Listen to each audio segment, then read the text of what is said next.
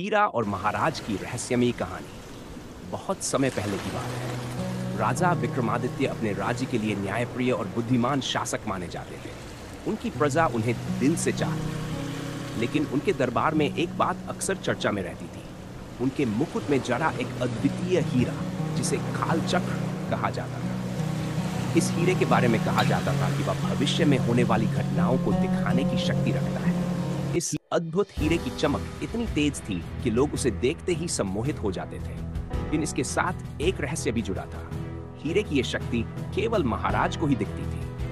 कहते थे कि जो भी इसे चुराने की कोशिश करता, उसकी मौत रहस्यमय तरीके से हो जाती थी। एक दिन राजा के दरबार में एक अजनबी साधु आया। उसकी आंखें चील जैसी तेज और चाल गहरी थी। उसने राजा से कहा, महाराज, मैंने सुना है आपके पास कालचक्र नाम का एक अनमोल हीरा है। क्या आप जानते हैं कि यह हीरा आपके लिए शुभ है या अशुभ? राजा चौंक गए। उन्होंने साधु से पूछा, तुम ऐसा क्यों कह रहे हो?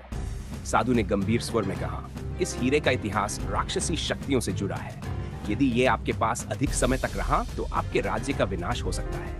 साधु की बात सुनकर दरबार में सन्नाटा छा गया। राजा को उस साधु पर कुछ शक हुआ। उन्होंने दरबार के गुप्तचर को साधु की गतिविधियों पर नजर रखने का आदेश दिया। उस रात साधु चुपके से महल के तहखाने में घुसता दिखाई दिया। गुप्तचर ने राजा को बताया, महाराज, यह साधु कालचक्र चुराने की कोशिश कर रहा है। अगली सुबह जब महाराज अपने मुकुट को पहनने पहुंचे तो वह हीरा गायब था। पूरे राज्य में हलचल मच गई। राजा ने तुरंत अपने सैनिक को आदेश दिया कि साधु को गिरफ्तार किया जाए।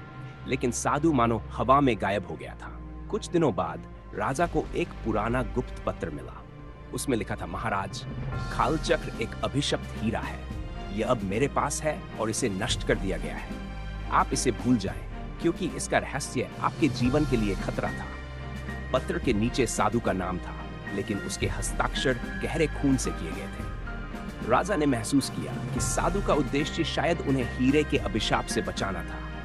लेकिन यह सवाल हमेशा उनके मन में बना रहा, क्या हीरा सचमुच नष्ट हो गया या वह साधु इसे किसी और उद्देश्य के लिए ले गया? राज्य में कालचक्र की चर्चा धीरे धीरे शांत हो गई, लेकिन महाराज के मन में यह रहस्य हमेशा जीवित रहा। यह कहानी हमें यह सिखाती है कि हर कीमती चीज हमेशा लाभकारी नहीं होती। कभी-कभी सच्चाई का रहस्य जानना भी एक अभिशाप हो सकता है।